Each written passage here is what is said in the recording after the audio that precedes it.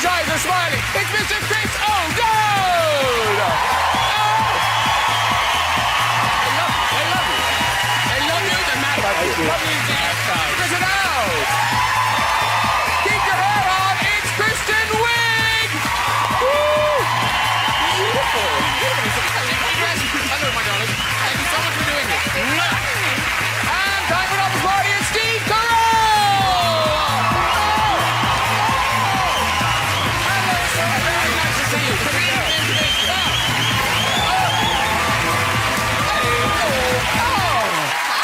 We're clapping, we're cheering, it's lovely. Now, you all know each other. We do. We know each other. Not like that. No, 'cause you guys were in, was it Dinner for Schmucks? Yes. Dinner for Schmucks. In Bridesmaids, and now Despicable Me 2. Well, Despicable Me as well. Yes, right. Yeah. Where you play a supervillain. Yes. But everyone who's talked about you just says you are the nicest, kindest man in all of Hollywood. Yes, that's true. And beautifully modest, too. But what's weird is, so you're really nice, but you attract niceness. I can't believe the first time, was it the first time you came to London? First time I ever came to London was in 1984. I got off the plane with a buddy of mine, and we had no idea where to go, what our schedule could be. We had no transportation, and a guy out of nowhere came up to us and said, "Would you like a ride into London?" And the trusting, innocent souls we were, we hitched a ride with this guy. He had just dropped off a friend. We got in his car. He drove us into London. "Hey, would you like a tour of London?" Absolutely. He took us on an immediate tour of London. "Want to go to lunch? I know a great place. I belong to a club." We went to his club. We had a delicious lunch. "Hey, you need a place to stay? I know a great little bed and breakfast." He was the nicest guy in the world, and he didn't murder us at the end of it. I had nothing but good experiences. And this was London, England. This is London, England.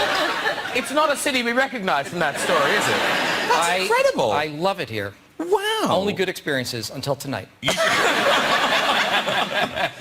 And it's interesting because obviously you weren't known in London then. No, not at all. And it's interesting when kind of fame comes later, because Kristen, isn't your parents, they still don't quite believe you're doing okay. They make comments sometimes, like I'll do a film or something, and they'll be like, "That's so great. Is it going to be in theaters?" So, like, sometimes they don't quite understand that, like, that I do have a job. Yeah. They're just worried about their retirement home, Yeah. the quality of their retirement home. Yeah. You know how to settle that? Buy them a house. Then they're like, "Okay, that works for us." Yeah.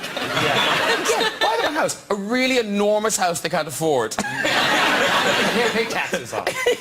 It's like that, what's that show, Extreme Makeover?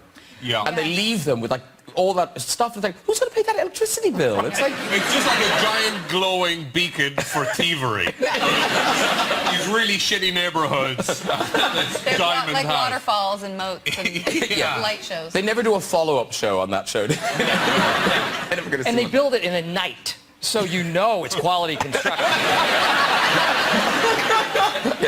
I'll huff and I'll puff. Well, we poured the concrete, think it's set.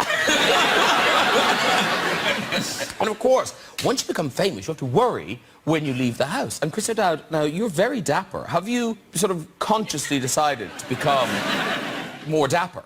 But you know what, after, it's a weird thing because you start going to a lot more event stuff when things start going well. And it took me a while to determine what my look would be, Oh, yeah. And you know what I mean. Yeah, I know what you mean. And so I thought I'd go for like disheveled chic for a while, but because I'm kind of disheveled, I look like I was a tramp who had just pilfered curtains or something. So I thought I'd try like the Mad Men look, and that would be kind of sexy. Wait, what was that? What was your... It was kind of sharp, Yeah. but it didn't look good. Until one night I was actually watching Mad Men, and by accident I realized that I was wearing exactly the same outfit as one of the characters in Mad Men, and I thought that was pretty great, and I brought a picture of it. You took a picture? I'm wearing exactly the same outfit as a character from Mad Men. I think we've got it here.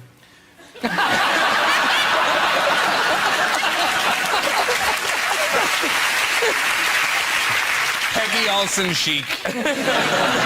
Hey, Despicable Me 2, it opens here on June the 28th. And now you're back as Gru. Right. The arch villain. Right. But at the end of the last movie, you stopped being a villain. Yes, he has a family now, so he has to kind of retire and go legit. And now he has a line of jams and jellies. He really does. Yeah. Have you guys watched it? Have you Yes. Because I went to see it and there was children there. I laughed more than anyone. I was embarrassing. I had a lot of medication that day. Sure. So I had a colonoscopy in the morning, and they said don't operate heavy machinery or you're not allowed to sign legal documents. But I laughed like a drain. Children were annoyed by me. Colonoscopy the same day you saw the movie? Yes. Oh, wow. That's good. That's good. Because that's really your key demographic. It was a special deal, wasn't it? Yeah. That included the price of the ticket. A sneak preview of Despicable Me And 2. a small popcorn. But don't eat it now. Don't eat it now. You can have that tomorrow. Later on. So here's the thing. This time round, he's sort of been turned into a superhero in a way. Yeah. He's been recruited by the Anti-Villain League, which is a spy organization that Kristen's character is one of the lead spies, and she recruits my character to be sort of the villain in residence. So he goes undercover with her to find the true villain of this story. And now you are sort of romantically... There's romantic tension. Yes, there's a connection that happens. That's fair. Yeah. Chemistry? Yeah, it's hot. Yeah. For a family movie. Hot kids animated. Hot animated kids movie. That's how we're selling it. That and the colonoscopy part. Yeah. Something for Dad. Yeah. So this is your character Lucy. Yes. And Gru. You've gone undercover in a mall. And this is the two of you. Do I need to? Does that need any more explaining? No, that's basically it. And we're trying to find the super serum that is turning people and things into horrible versions of themselves. Oh. Yes. Ooh. It's Fear. very scary. Fear. Right. Here we go. So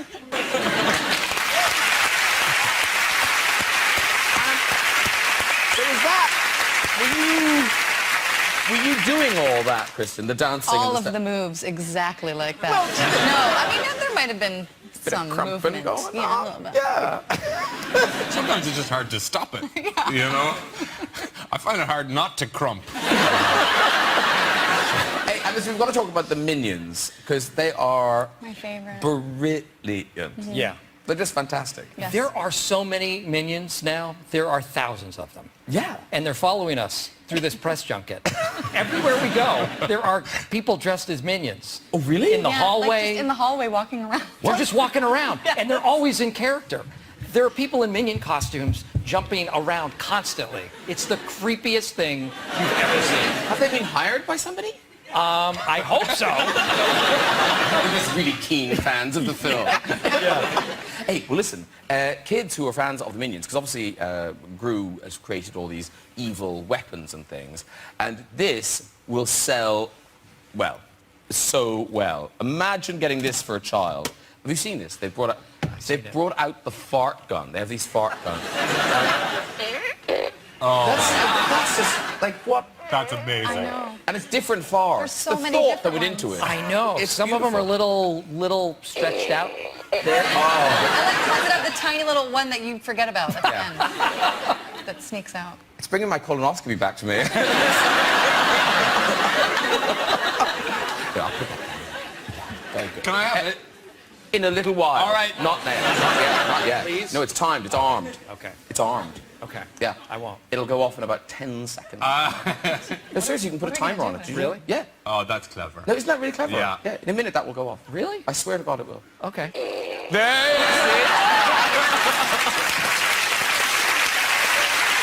You can have it now. I feel bad. I totally stepped on Now it. you can have it. No, you now you can have totally it. Yeah. ruined that. Oh, my God. Dawn is going to love this. Oh, yeah. And that was the end of the show. That was just 40 minutes of Kristen Dowd doing a fart gun. Oh my God, that's the biggest fly I've ever seen. got it. That is an enormous That was fly. like a bird. You know how you kill a fly? I know. If it landed here, what you do is you go, oh, get it over here. Because you put it there and you go, because the fly feels the pressure of the air coming from either side. So you trick it and you go, and you get it every time. Clever murder. Fly killer. That's the best. So in character. Sorry. That fly has no idea what the danger it's in right now. Oh, I so hope he comes back. I could just see you when you learnt that. Oh, just so happy. I actually did it during a take of The Office. There was a fly on the desk, and during a line of dialogue, I went, and the cameras went down like, oh my God. It was probably the coolest thing I ever did on it. Must mention, Anchorman 2, because you're both in that as well, which is a lovely thing. Yes. People are so, I'm right, people are so excited to see Anchorman 2. Here you all are. Yeah. There's Steve down the end. That is Now you go through. Oh, actually, that was one take we did, and Will said, you know what, look upset that they gave you a perm.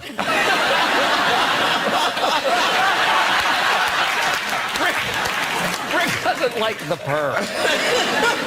And now you play Brick's love interest?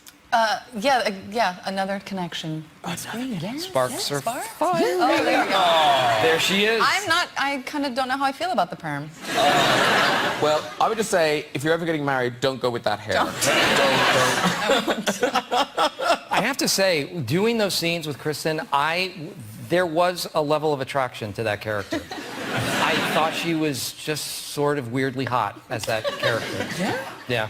Why is everyone getting quiet? I don't know. It's a little awkward. Yeah. I thought it was kind Also, of calling someone weirdly hot when they're sat right there is a bit odd. in that character. She's not weirdly hot. She's hot. That's weirdly Yeah. Okay. right? That's what I'm saying. Get a room. Give me a break. Now listen. Oh! Oh my God! Did you just drink the fly? Is it alive in your mouth? Oh my sweet God! Is it alive? Is it alive in your hand? Okay. Okay, put it there. I took. Here we go. I'm taking this thing down.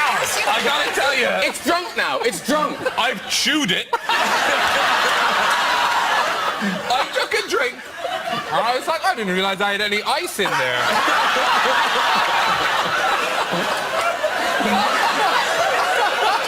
Oh, let's see. Okay, are you ready, Steve? Are you ready?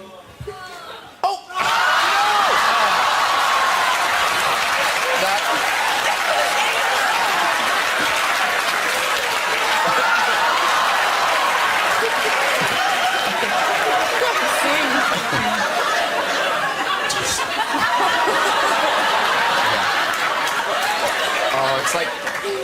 It's like CSI Fly. You just draw a little chalk outline around it.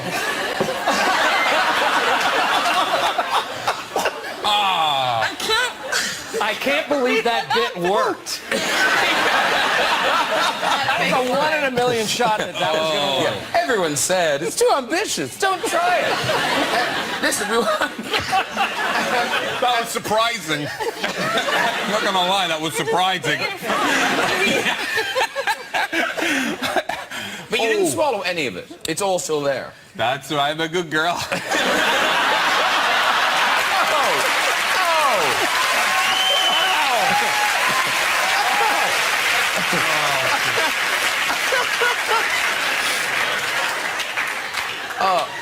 Moving on. I'm doing this. I'm hosting a chat show. Yes. We're going for it. Chris O'Dowd, he's back on our screens with, this is very posh. It's Family Tree. It's going to be on BBC Two for the middle of next month. And it's Christopher Guest, who did Spinal Tap and lots of other things. And it's a mockumentary. Is that what they call them? Well, it's I don't know if he calls it that, but it's essentially it's an improvised show.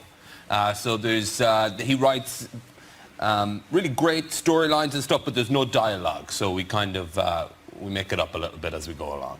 And it's a comedy version of Who Do You Think You Are? Is that the idea? It's somewhere in that area. It's kind of like a parody of that, where a guy, he's kind of left by his woman and he loses his job, but he's left a big trunk of stuff by this great aunt that dies.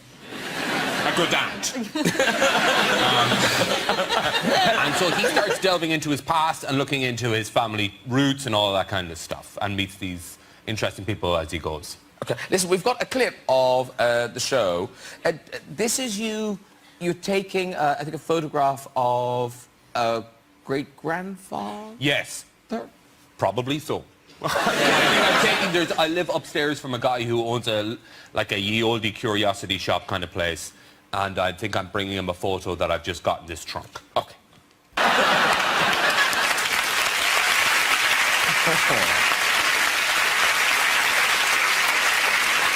And, have you done the real Who Do You Think You Are? I haven't, no. You've done it, though. I did it. How was it?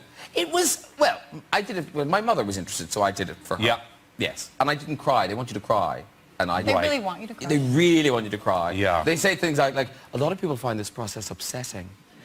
And I was like, at what point would you have cried during this so far? And Yeah. they're like, yeah, in fairness. Yeah, but it's big in America, isn't it? Don't they have it in America? We do, yeah. Yeah. I did look into my past a bit while we were doing it, and there would be no reason for me to do Who Do You Think You Are? Essentially, I looked back to like the 1700s and found the very first O'Dowds, and they're from 15 minutes from where we live now.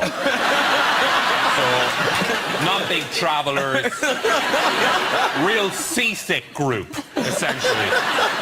Now, since you were last here, Chris O'Dowd, Chris has got married. A lovely marriage has taken place. Very nice.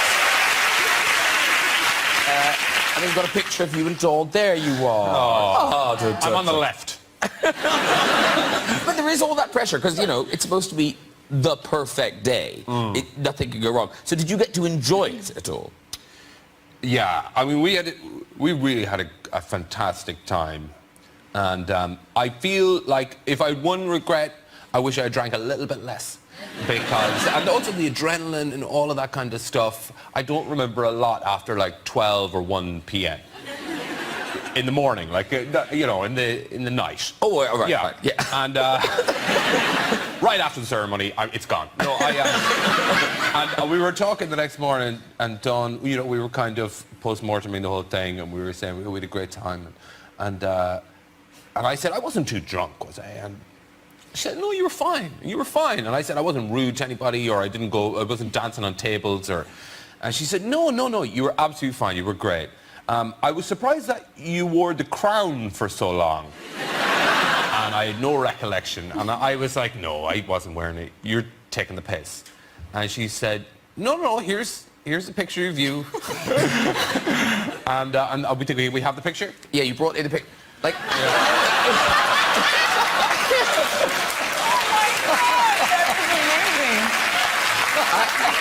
I have to say, Dawn looks awful in that picture. We had like a whiskey luge of our cat. Oh, is that your cat? I was wondering. Yeah. Its head is slightly melted here. That's right. Well, it's late. I've been sucking the shit out of that. All right. That's my best man. And I don't know where the crown came from. That face is brilliant. That is just such a fabulous drunk face. Just so happy. Very good. Now, you'd done Bridesmaids before getting married. Yes. Did that scare you? Well, I mean, I've always found women terrifying. So I wasn't so much worried about all of that. I mean, you must... I always remember thinking when we used to do the press for the movie, like, nobody can ever ask you to be a bridesmaid. I know. Is that tricky? I guess. Yeah. I mean, no one's asked me since I made it. So. Sure. Because the thing is, so Bridesmaids, you wrote Bridesmaids. Yes, co-wrote it. Co-wrote Yeah. it. And it was the first thing you ever wrote. Yes. Which Script, is... full script. I mean, I'd written, like, little sketches and stuff. Yes, that is amazing. But it is that thing with first scripts or first novels or anything. People tend to just steal big chunks of their own life. So, like, are there... What are there big bits that are... Not as much as you'd think. I mean, I had never, you know, lost control of my bowels. Oh, didn't you? That's the only one to be true. What if that was the only thing that was true and we just wrote the whole movie around it? Remember that time we all shot ourselves? What if I mean, honestly, not that much. Really. But where did that come from? Because that is one of the funniest scenes of all time. Thank you. Actually, I remember when we were writing that scene, my writing partner kind of acted out that part. She was like walking and she's like, what if she just sort of... She just like went down to the ground. We're like, yes, we have to put that in there. It's like Holly Hunter and the piano, you know? She sits down at the beach. Exactly. It's exactly like that. Because then, oddly, Steve, you had a kind of similar experience where you got to write a script and you wrote 40-Year-Old Virgin. Yeah, I co-wrote that. But you chose to write this scene for yourself, which is like... Which was a form of self-loathing and... Yeah, I thought it would be funny. And it is very funny. Well, I thought it would be funny for the guys that were watching it in the scene, because there's no way you can replicate that. There's no way you can act the horror that you're witnessing and the joy of watching a man go through something like that. And at one point, Romany Malco has to leave the scene because he's so utterly grossed out by the whole process. For real. For real, he has to leave. You see her there, that actress, I love her face. I know, there. me too. Yeah. Is it true she lied in the audition? Yeah, she said that she knew how to wax. Is that true? Yeah. It was, I think she was told that they needed someone to wax a chest, and she said that she was proficient at it. It turns out she had tried once to wax her boyfriend's back. And obviously that didn't go well either. There was a point, God. you put the wax on, but when you wax around the nipples, you're supposed to put a little Vaseline. So the nipple doesn't actually... Very good reaction. Yeah. Very good reaction. You know where I'm going with that. The wax is so viscous that it will rip your nipple off. She did not put the Vaseline on my nipple. Sweet God. And she reached down, and somebody had the forethought to say, hold on. It's the only time we cut, and said, you've got to do that before you do that. Oh. And so I still have 2 functioning nipples. For you. Yeah. We are so happy. That actress is not the only person who lied in audition. Chris O'Dowd, J'accuse. Oh, shit. Well, you know what? Everybody does this. And for whatever reason it is, actors don't drive. They're really bad, like, at learning to drive. So In this country. In this country. With no money, you can't afford a car. I just pay public transport everywhere, so I just don't need to. So, yeah, so I took a job where I told them that I could drive, but the job was I was the getaway driver. So they just shot it from behind and got somebody else to do it. Yeah.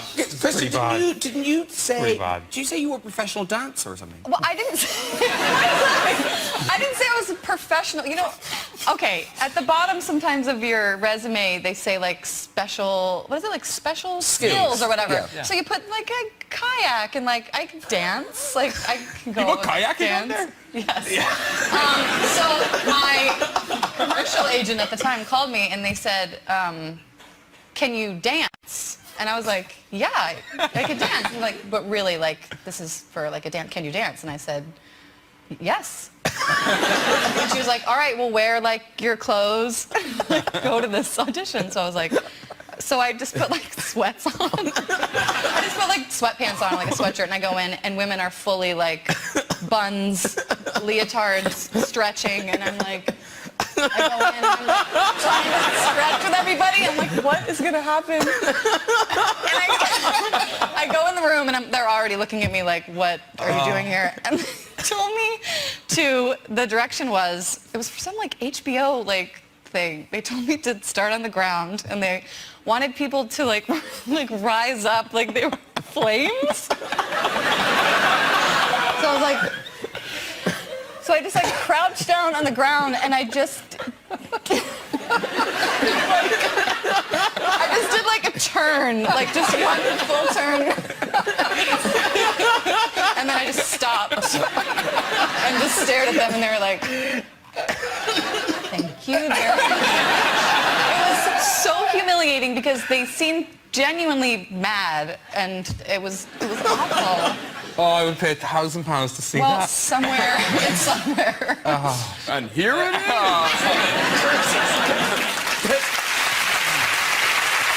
Steve, you had your share of, I don't know whether you were a struggling actor, but didn't you do a weird thing selling wine on the phone? Oh, yeah, yeah. Which seems like they'd never call me, and I'd be so easy. Well, I knew very little about wine, too, so you have your cheat sheet in front of you. The varietal characteristics of this vintage are, you know, an oaky afterbirth, or whatever it is.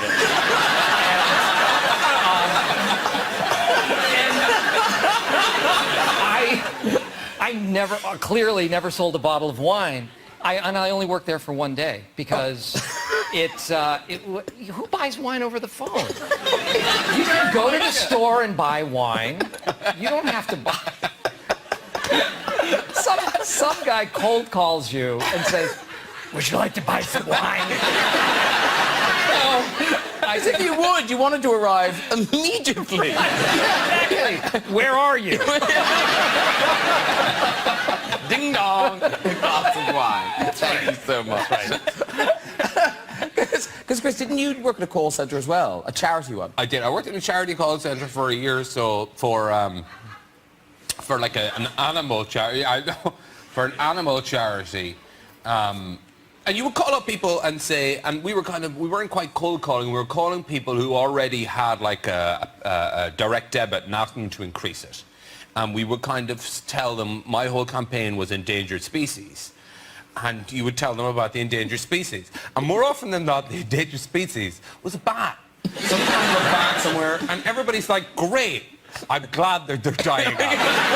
Nobody gives a shit about bats. Oh, this bat in Korea is this news in New Zealand. Nobody gives a shit. So eventually, if you want to get any money, you have to make up animals.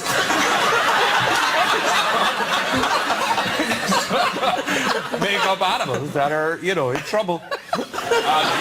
So for like a month, there was people across England terrified about the disappearance of the tiger swan. Which was just a normal swan, but with the stripes of Bengal. I'd be like, oh, they're disappearing. And they'd be like, well, I don't know, I haven't heard of it. Well, it's fucking rare. That's why I'm calling. If they were everywhere.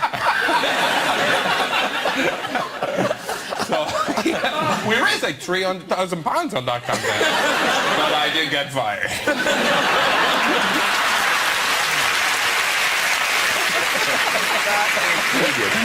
Right, it is music time, everybody. Now, it's always a treat to welcome my final guest tonight performing I Believe When I Fall in Love, It Will Be Forever. Oh, that looks delicious. Yeah, and all the musicians and everything, not an egg thrower amongst them. It's good. Happy family. This is, by the way, the greatest couch in the history of mankind, I think, these three people. I'm so excited to finally be tail end of it. I love you guys. I agree. I love you guys. Okay. Okay, we'll do some gushing in a minute, but let's do some business. That is off your album, All That Echoes. Yes. Which is in shops now. I hope so. Yeah, you know, disc shops. You Yes, can go. there's still a few of those. Yeah, and you can buy that, yeah. And, by the way, if you're watching in Glasgow tonight and your wife said she was going to a Josh Groban concert, she's not having an affair. You are in Glasgow tonight. I'm on stage right this moment. Really? You're doing a spontaneous encore. Yes. It's like that Tupac hologram. I'm everywhere. And then, and Sunday, you're in Dublin. I'm in Dublin. We're finishing the European tour at the O2 in Dublin. Yeah, it's gonna be fun. We're really excited. We always have a good time there. And, Are you going? Yeah. Yeah. Okay, fair enough. I feel like you could be my brother from another mother. I know, there's like something we've got, there. like- Yeah. I've heard that when I'm clean shaven, I get that a lot. And when I grow a full-out beard, I get that all the time. Well, so, we you know, need to coordinate. We should. We should go fooling Just people. to freak bitches out. That's what I'm saying. But I said it was a connected couch. What's weird is, because I'd forgotten, you and Steve were in a movie We together. were in a movie together. Yeah. A wonderful film, Crazy Stupid Love, and he right. and his team were kind enough to include me in this brilliant And you film. played an absolute douche. Absolute douchebag. Yeah. You were fantastic at it. Thank you. I nailed the audition in one He was go-around. great. Yeah, You were great at it. Did you have to audition? Oh yes. How rude. Absolutely. It was a formality. And the other link that you have is, because we were talking about the waxing, you are really hairy. You're like a monkey. Yeah. Well, I mean. Wow. Oh, wow! Right? You could Do we shave- have that in common too, or? All on the back. You're like bookends. Hairy bookends. You know what? It's funny for the joke, but I don't really. Yeah. Right? I just want to point fair out, enough. I don't have a... Yeah. Because for the bit, it's great that don't- but I have actually a very You're smooth... protesting way too much right now. And I only have that tiny little circle right here. I shaved that's everything you. else. It's I like know a it- merkin for my chest. I know an actress that could help you out with the rest of it. Very, very good. Really? Oh yeah, Yeah. yeah. Apparently, yes, you've had some experience. Well, the in thing is, now she is experienced. Now she does know what she's doing. But do you do manscaping? occasionally, you know, I mean, just Special evenings. the odd trim here and there. Yeah. If you're going on holidays. Yeah, I would never do the full body thing. No. I feel like I want to stay, you know, lumberjack. Yeah. No, I think that's fair. People get a manscape or lady gardening, I think they call it. So, I don't know. don't? No? I've never heard it as lady gardening, but I like that. I thought that's what it was called. I'm going to call the Ladies Four of the Seasons. choir, lady gardening, isn't it? Yeah, look at them. Yeah. I think it's the women. It's lady foresting. Really depends. Depends if it's pre or post nuptial.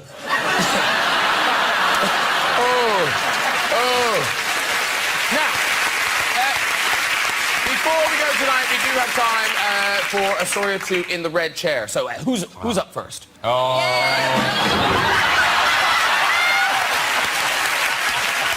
Seriously?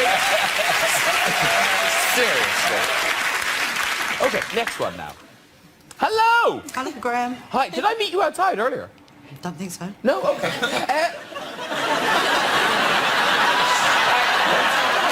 I like to think you'd remember. My name's in the show title. What are you going to see? I don't know. Just going this queue? I don't own a television. What's your name?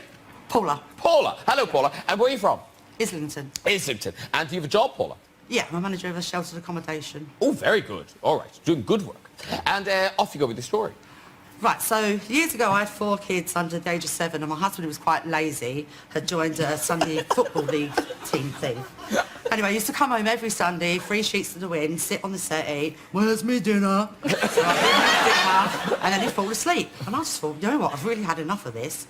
So I'd come home and I waited for him to fall asleep and I'd make up some gravy and I'd flick it on his shirt. And then he'd wake up and he'd say, where's my dinner? I said, you've had it, look, it's down there. Anyway, we went on to join the summer league, and it was a really hot summer, so he used to come home, strip off to his boxers, and fall asleep on the settee. So I couldn't do the gravy thing anymore, which really annoyed me. And I was hoovering one day, it was really hot, the kids were screaming, I was doing the washing, and it was all manic, and I was just thought, oh, I'm so fed up with him. And as I looked round, he had those boxer shorts on with the little buttons, and his little chappie was just pointing out a little bit. And this thing said to me, take the pole off the hoover. And I went over, I pulled his pants aside, and I went to go, and I thought, no, no, don't do it. And before I could get away, it just lifted out and went... He shut up and went, what was that? Well, I ran in the bathroom, and all I could think to shout back was, the best blowjob you'll ever have. You and war. You and war. Best story ever. Look at that. The choir are clapping. The choir are applauding. Paula. Listen, well done, everyone. If you'd like to join us on the show and have a go in the red show, you can. Just contact us via our website at this very address. Hey, thank you to my fabulous guests tonight, Mr. Josh Groban, Mr. Chris Wiig, Kristen Wiig, and Mr. Steve Carell. Join me next week with musical guest Jake Bugg, comic actor Nick Frost, Hollywood great Samuel L. Jackson, and Oscar-winning actress Sandra Bullock. I'll see you then. Good night, everybody. Bye-bye.